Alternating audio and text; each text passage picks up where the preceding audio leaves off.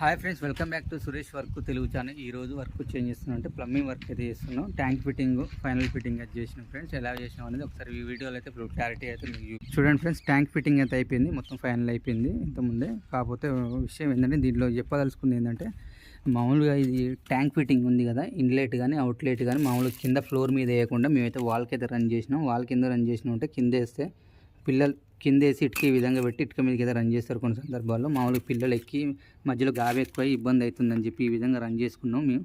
ఈ విధంగా అయితే రన్ చేసుకున్న తర్వాత ఏమైంది, ఎస్పెషల్ చెప్పాలంటే హెయిర్ పైపులు ఫ్రెండ్స్. హెయిర్ పైపులు ఈ మధ్య కోతులు ఎక్కడ చూసినా కోతులు ఎక్కువ అవుతున్నాయి కదా, మధ్యలో పెడితే కోతులనే ఇరగొట్టేస్తున్నాయి. ఈ విధంగా క్లాంప్ వేసుకుని సీ క్లాంప్ వేసుకుని ఈ విధంగా గోడ కొడితే మనకైతే స్టాండర్డ్ ఉంటుంది, లైఫ్ అనేది ఎక్కువ ఉంటుంది ఫ్రెండ్స్.